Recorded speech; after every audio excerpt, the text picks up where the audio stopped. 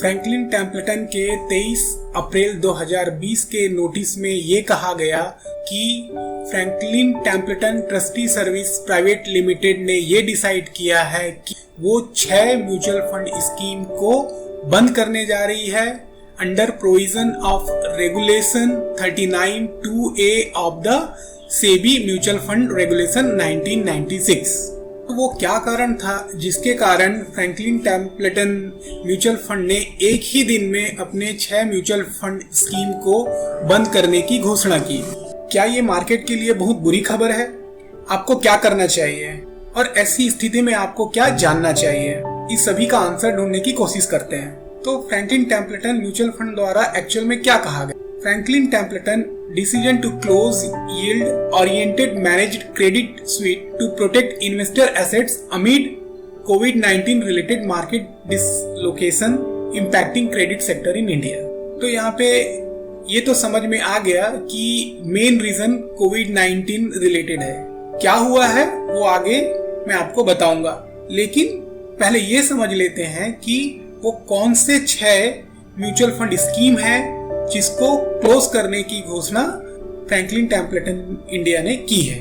पहला है Franklin India low duration fund, दूसरा है Franklin India ultra short bond fund, तीसरा है Franklin India short term income plan, चौथा Franklin India credit risk fund, पांचवा Franklin India dynamic accrual fund, छठवा Franklin India income opportunity fund. तो इन 6 scheme को देखने पे ये तो समझ में आता है कि ये 6 के 6 स्कीम एक ही कैटेगरी को बिलोंग करते। तो अगर म्यूचुअल फंड टाइप की बात करें तो ये सभी डेट फंड, तो इस फंड की कैटेगरी है डेट फंड है। अब ये जान लेते हैं कि कंपनी द्वारा इस फंड को क्लोज करने के पीछे क्या कहा। There has been a dramatic and sustained fall in liquidity in certain segments of the corporate bond market on account of the COVID-19 crisis and the resultant lockdown of the Indian economy, which was necessary to address the same. At the same time, mutual funds, especially in the fixed income segment, are facing continuous and heightened redemptions. तो आगे मैं आपको इसके बारे में detail में बताऊंगा कि एक्चुअल में क्या हुआ। तो उसको समझने के लिए ये समझना होगा कि म्यूचुअल फंड मार्केट काम कैसे करता है। आप म्यूचुअल फंड में निवेश करते हैं, वैसे ही और भी बहुत सारे निवेशक होते हैं जो अपना पैसा म्यूचुअल फंड में लगाते हैं। तो म्यूचुअल फंड कंपनी करती क्या है? तो जो ये एसेट मैनेजमेंट कंपनी होती है वो बहुत सारे इन्वेस्टर्स से जो पैसा आता है उसको कलेक्ट करती है। उसको कलेक्ट करने के बाद में फिर जो स्कीम का ऑब्जेक्टिव होता है उस स्कीम के ऑब्जेक्टिव के हिसाब से अलग अलग जगह निवेश करती है। अगर इक्विटी फंड है तो अलग अलग स्टॉक्स में निवेश होता है, वहीं अगर डेट फंड है तो अलग अलग डेट में निवेश होता है, और फिर जब उससे रिटर्न आता है तो वो वापस इन्वेस्टर को चला जाता है। वो कैसे जाता है? जब इन्वेस्टर अपने यूनिट्स को बेचता है। ये एक सिंपल सा प्रोसेस है जो म्यूचुअल फंड कंपनियां फॉलो करती है। तो यहाँ पे ये जो 6 फंड जो क्लोज हो चुके हैं उसमें से एक फंड को लेके मैं आपको और थोड़ा डिटेल में समझाने की कोशिश करता हूँ। जैसे कि मैंने आपको बताया कि ये 6 फंड डेट फंड्स हैं, तो यहाँ पे मैंने एग्जांपल के तौर पे Franklin India credit risk fund को लिया। अब अगर इस स्कीम के बारे में बताऊं तो ये है an open ended debt scheme primarily investing in AA and below rated corporate bonds excluding AA+ rated corporate bonds. तो ये स्कीम कॉर्पोरेट बॉन्ड में निवेश करती है। अब हम बॉन्ड मार्केट में ये जानते हैं कि हर बॉन्ड का एक रेटिंग होता है जो कि क्रेडिट एजेंसी देती है। तो यहाँ पे ये बोला जा रहा है कि जो इन्वेस्टमेंट हो रहा है वो AAA और उससे बिलो की रेटिंग पे हो रहा है। अब इस कंपनी के टॉप होल्डिंग को देख लेते हैं। तो ये डाटा है 31 मार्च 2020 का। ये सभी डाटा मैंने कंपनी की साइट से ही निकाला हुआ है, जिसका लिंक मैंने आपको पहले बताया। तो Shriram transport finance company limited 8.63%, Adani rail infra private limited 7.97%, Rishant wholesale trading private limited 5.23%, Piramal enterprise limited 5.22%, Andhra Pradesh capital region development authority 4.56%, Piramal capital and housing finance limited 3.7%, आदर्शनी real estate developer private limited 3.4%, coastal Greenland limited 2.94%, SD carp private limited 2.78%, Vedanta limited 2.63%। तो अब ये जो top 10 holding को देखने के बाद में अगर मैं आपसे पूछूं कि आप इनमें से कितनी कंपनियों को जानते हैं, तो अधिकतर का जवाब होगा कि बहुत कम को, अगर जानते हैं तो बहुत कम कंपनियों को जानते हैं। तो अभी हुआ ये कि कंपनी के पोर्टफोलियो में तो ऐसे बहुत सारे फंड हैं। अब अगर कोई इन्वेस्टर अपना पैसा वापस लेना चाहता है तो जो भी यूनिट उसके पास में है वो उसको रिडीम करेगा। तो जब ये रिडीम होगा तो क्या होगा, तो रिडीम करने के समय म्यूचुअल फंड जो है वो ये डेट को किसी और को बेचेगी। मतलब जो इन्वेस्टमेंट म्यूचुअल फंड ने किया हुआ है उस इन्वेस्टमेंट को म्यूचुअल फंड कंपनी किसी और को बेचेगी ताकि जो पैसा आए उसको इन्वेस्टर को वापस कर दिया जाए। तो कोविड-19 सिचुएशन के बाद हुआ ये कि इन्वेस्टर रिडीम करना शुरू किए। दो तरफ से मार पड़ी। पहली मार ये पड़ी कि निवेशक अपना यूनिट रिडीम करना शुरू किए और दूसरी तरफ म्यूचुअल फंड जो भी बॉन्ड उन्होंने लिया था उसको बेच नहीं पा रही थी। क्यों? क्योंकि उसके लिए कोई ग्राहक नहीं थे।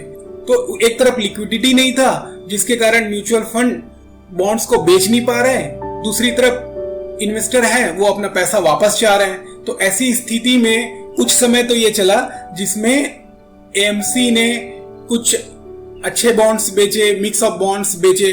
उसके बाद में जो सुनने में आ रहा है ये कि एएमसी ने बैंक से लोन लेके भी रिडम्पशन प्रेशर को सॉल्व करने की कोशिश की, बट उसके बाद में भी ये कंटिन्यूस हो रहा है। तो एक तरफ अगर निवेशक का रिडम्पशन प्रेशर बढ़ रहा है और दूसरी तरफ लिक्विडिटी नहीं है तो कंपनी के पास में और कोई दूसरा साधन नहीं बच पाता है। वही काम फ्रैंकलिन टेम्पलेटन ने किया। तो अब इसका इम्पैक्ट क्या हो सकता है? तो इम्पैक्ट तो ये है कि अभी तो फ्रैंकलिन टेम्पलेटन के 6 डेट फंड्स बंद हुए हैं। अब इसको जानने के बाद में बाकी जो दूसरे निवेशक हैं जो कि दूसरे डेट फंड में निवेश किए हुए हैं, और जब उनको पता चलेगा तो वो भी अपना फंड को रिडीम करने की कोशिश करेंगे।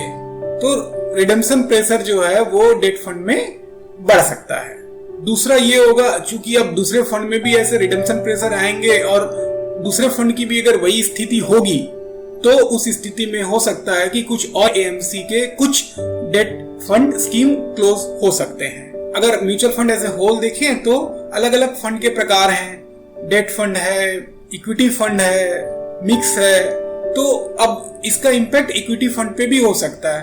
तो अब कस्टमर ये सोचेंगे कि अगर ऐसा हो सकता है कि एक डेट फंड बंद हो रहा है तो वो लोग ये भी देखेंगे कि उनका जो निवेश है वो जो इक्विटी फंड लिए हुए हैं वो अगर मिड कैप फंड है या फिर स्मॉल कैप फंड है तो हो सकता है कि कोई स्मॉल कैप फंड हो उसमें भी लिक्विडिटी क्रंच हो सकती है, जिसके कारण उसमें ऐसी स्थिति बन सकती है। तो जो इक्विटी फंड में भी निवेश किए हैं वो भी थोड़े कॉशियस हो सकते हैं। तो ऐसी स्थिति में आपको क्या अवॉइड करना चाहिए? सबसे पहला, जो कि मैं पहले भी बोलता हूं अभी भी बोल रहा हूं, कि जब आप म्यूचुअल फंड खरीदते हैं तो आपको उस फंड का पोर्टफोलियो के बारे में भी जानकारी होनी चाहिए। चाहे वो इक्विटी फंड हो चाहे डेट फंड हो, आपको उस फंड के कंपोजिशन को बिल्कुल देखना जरूरी है। और हो सके तो अभी इस सिनेरियो में मिड कैप और स्मॉल कैप फंड को अवॉइड करना बेटर होगा। डू नॉट गेट पैनिक होने की बिल्कुल भी जरूरत नहीं है, क्योंकि अगर वो फंड बंद हुए हैं इसका मतलब ये नहीं है कि जो इन्वेस्टर जिन्होंने अपना पैसा उस फंड में लगाया है उनका पैसा डूब गया। नहीं, ऐसा बिल्कुल भी नहीं है। अभी स्थिति दूसरी है। अभी स्थिति लिक्विडिटी क्रंच के कारण mutual fund high redemption pressure को नहीं झेल पा रही है, इसके कारण से वो इस फंड को बंद की। बट जो भी बॉन्ड नॉर्मली जैसे हम अगर एफडी करते हैं तो एफडी भी करते हैं तो उसका एक ड्यूरेशन होता है, 1 साल का हो गया एफडी, 6 महीने का एफडी हो गया। तो इसी तरह से जो भी इन्वेस्टमेंट फ्रैंकलिन टेम्पलेटन ने किया हुआ है वो जैसे जैसे मैच्योर होते जाएगा तो जो जो निवेशक उसमें है अभी उनको उसके हिसाब से पैसा मिलते जाएगा। तो पैसा डूबने का कोई खतरा नहीं है। हाँ, दिक्कत तब हो जाएगी जब जो भी कंपनियों में इन्वेस्टमेंट किया गया है, अब उसमें जैसे आ रहा है कि अधिकतर इन्वेस्टमेंट एनबीएफसीज में है, तो अब अगर उधर से पैसा आने की संभावना नहीं रहेगी, अगर वो पैसा डूब जाएगा तो उसके हिसाब से इन्वेस्टर को रिटर्न मिलेगा। बट ऐसा नहीं होगा कि उनका पूरा का पूरा पैसा डूब जाएगा। जब उन्होंने ये फंड लिया होगा तभी उनको मालूम था कि वो कौन से फंड में निवेश कर रहे हैं और क्या पॉसिबिलिटीज हो सकती है। आपको ये भी अवॉइड करना है कि जब आप इन्वेस्ट कर रहे हैं तो ऐसे फंड्स जिसके कंपोजिशन में इलिक्विड स्टॉक या डेट है उनको अवॉइड करना है। या मैं कहूं अभी के सिनेरियो में बेस्ट स्ट्रैटेजी है वो लार्ज कैप इक्विटी फंड में निवेश करना बेहतर है, मल्टी कैप इक्विटी फंड में निवेश करना भी बेहतर है। उसके अलावा बाकी कोई भी दूसरे फंड में, अगर आप दूसरे फंड स्कीम में आप निवेश कर रहे हैं तो आपको जरूर से थोड़ा सा और डिटेल में जानकारी लेना चाहिए, उसके बाद में ही अपना इन्वेस्टमेंट करना चाहिए। मैं आशा करता हूं कि ये जो भी जानकारी मैं आपको इस वीडियो में दिया हूं उससे आपको एटलीस्ट ये तो समझ में आएगा कि फ्रैंकलिन टेम्पलेटन ने जो 6 डेट स्कीम को बंद करने का निर्णय लिया है उसका इम्पैक्ट म्यूचुअल फंड मार्केट पे थोड़ा हो सकता है, लेकिन उसके कारण आपको बिल्कुल भी घबराने की जरूरत नहीं है, पहला। और दूसरा कि म्यूचुअल फंड मार्केट में जो भी आप पैसा निवेश करते हैं वहां पे ऐसा नहीं है कि म्यूचुअल फंड कंपनी अगर स्कीम को बंद कर देती है इसका मतलब आपका पैसा डूब गया, ये बिल्कुल भी नहीं है। यह म्यूचुअल फंड ट्रस्ट के रूप में काम करता है जिसमें आपके पैसे की डूबने की संभावना नहीं है। हाँ, आप जब निवेश करते हैं उस समय आप कौन सा स्कीम चूज कर रहे हैं उसकी रिस्पॉन्सिबिलिटी आपकी है। तो जब आप इन्वेस्ट करते हैं तो पहले आप अच्छे से समझ लें कि आप कौन से स्कीम में निवेश कर रहे हैं, उसके बाद आपको फिर उस स्कीम के रिस्क रिटर्न के हिसाब से आपको रिटर्न मिलेगा।